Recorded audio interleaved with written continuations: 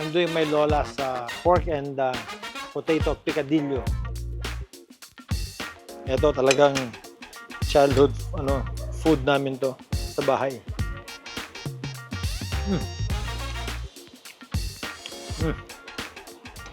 Ito talaga yung lasa nun.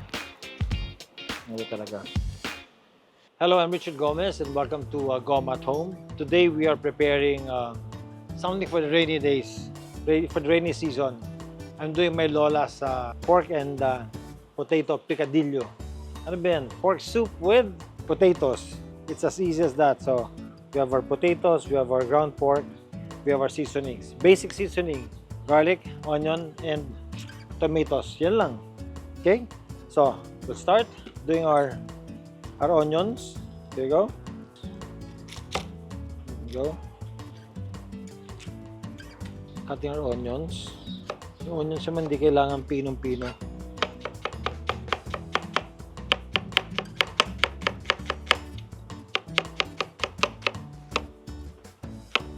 There you go. And then our white onions.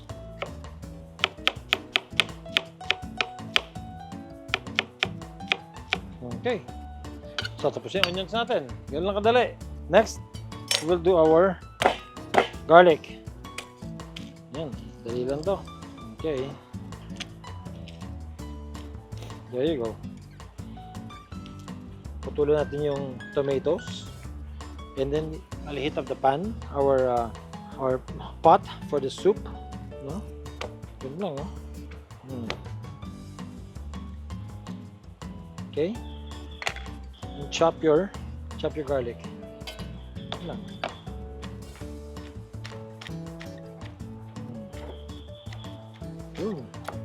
Then we'll make a broth out of this. No? Hindi kailangan masyadong pino. There you go. Tatabi na natin yan. And then we'll prepare our tomatoes. So kapag tomato, very sharp yung knife natin. We'll cut our tomatoes. See that? Just like that.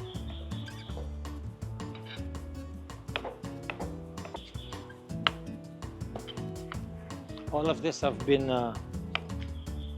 pre-washed already. We'll put in one more tomato para medyo may konting acidic yung soup natin. Kasi it should balance the onions, the sweetness of the onions, no? So yung acidity of the tomatoes. Yan. Okay. Ang key talaga dito is magandang paggisa. Alright? Here we go. Let's get our pot.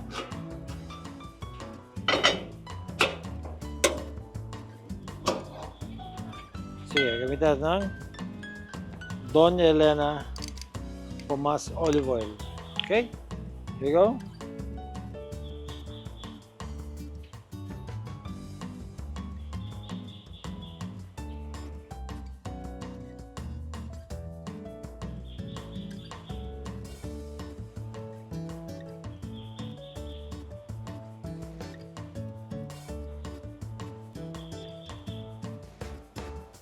Okay. Go. So, una natin ibabagsak yung onions natin.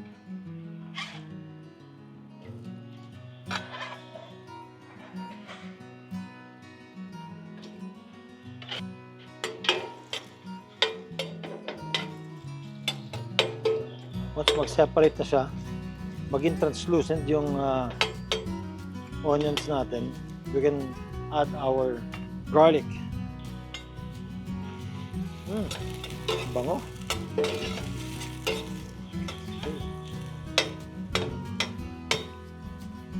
And separate na, lagyan natin yung garlic. Put our garlic, strap it in. There you go. Okay. Good.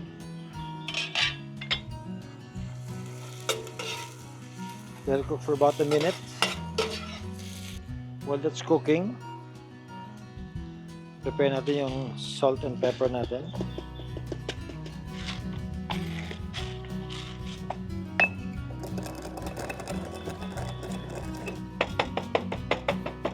go. The garlic's cooked. Good. Beautiful. Lagyan natin yung tomatoes. Tomatoes are in. There you go. Beauty. Then we put in our pepper. Good. And some sea salt. We put in about a tablespoon of salt. Good. A little more. Once our tomatoes cooked, ilalagyan natin yung ground pork natin. There you go. Nice.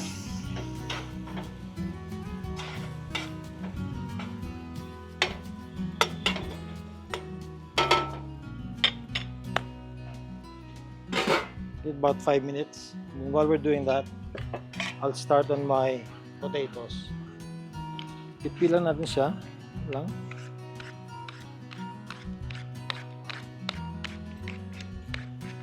Okay.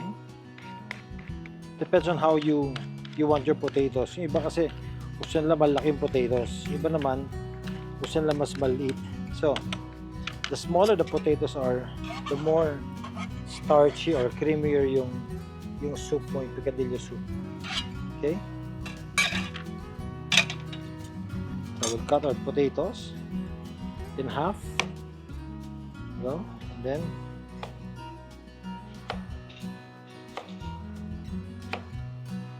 see that? Okay? Para pino lang siya.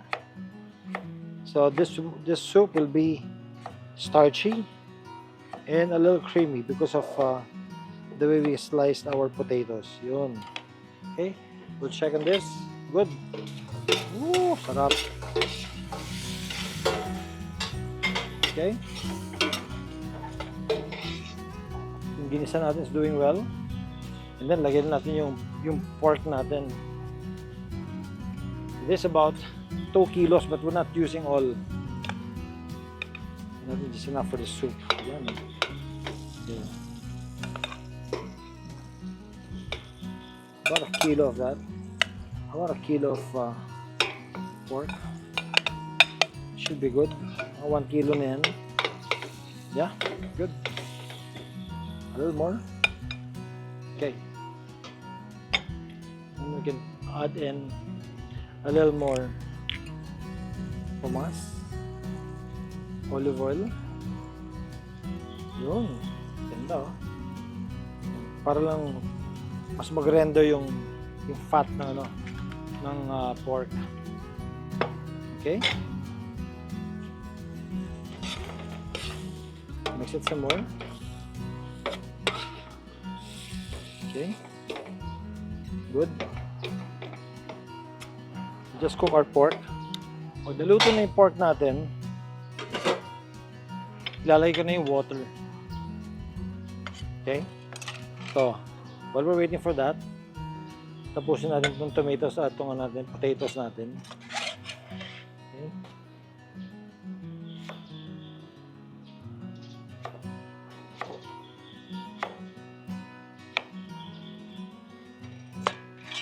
Put it in water para hindi mangitim yung potatoes natin. Yeah. Cook it a little more.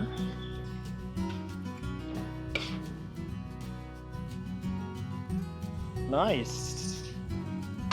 Okay. Let's mix it. Yun. Ganda na. So, pwede natin tikman ngayon yung pork natin.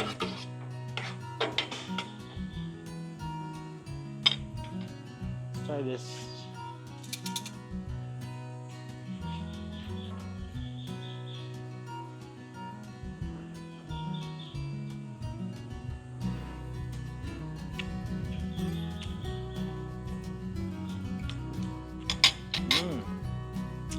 Let me add some thyme.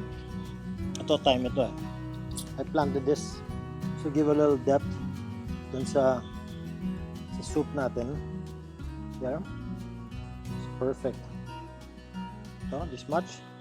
Babagsak na si soup natin. So that. Drop it here. Good.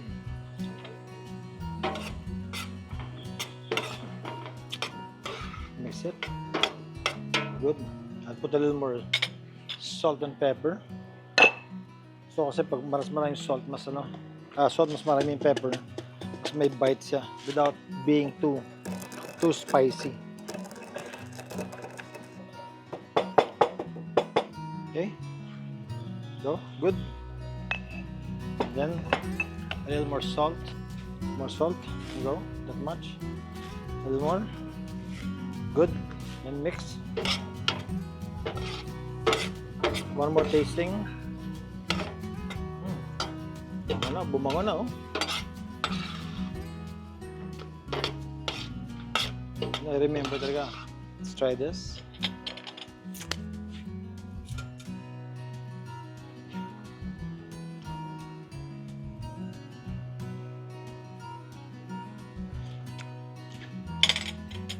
Much better now. Okay. So, I'll add in with this one, I'll add my potatoes. You know. Yun.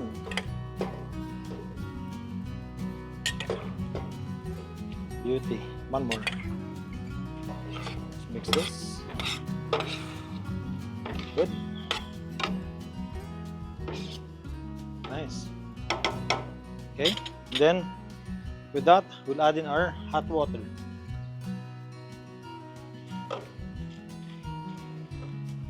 To make it into a soup.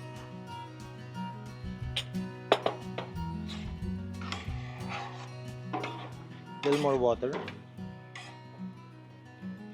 Yes. There.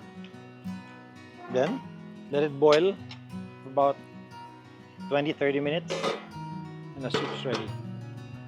Okay, let's try. Ganda na. Talagang kumukulo na to, ah.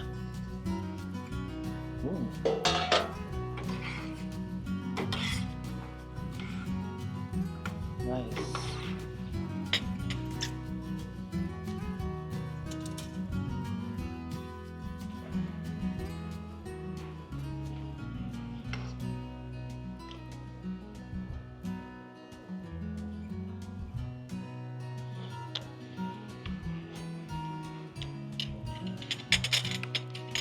Good. Okay. It's good. Let's serve.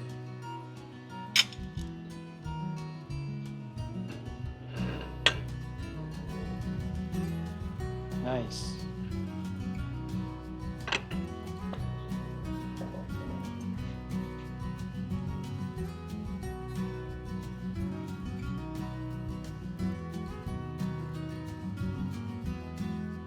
Okay. And here is my Lola's Picadillo Soup. Subukan natin. Nice. Ito talagang childhood food namin to sa bahay.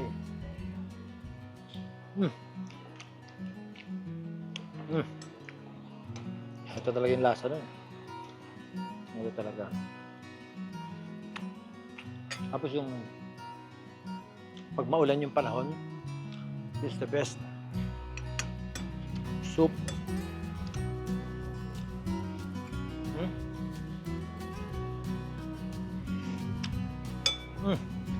Good. And sometimes, if you want it more spicy, no? Nilagyan ng olive oil. Sarap. Lagyan mo ng konting ng hot sauce. Siyempre, malamig yung panahon. Hindi lalo uminit yung soup.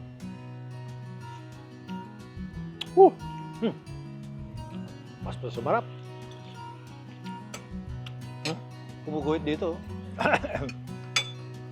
Yes.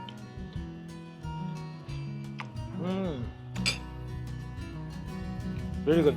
Thank you so much for joining me right here in Goma At Home. Please like, share, subscribe, and press the notification bell para alam niyo kapag may tayong videos na parating. It's so easy to make. No? Do this in your own kitchen, share it with your friends, and enjoy it with your family. I'll see you again next time. Right here in Goma At Home Kitchen. Bye.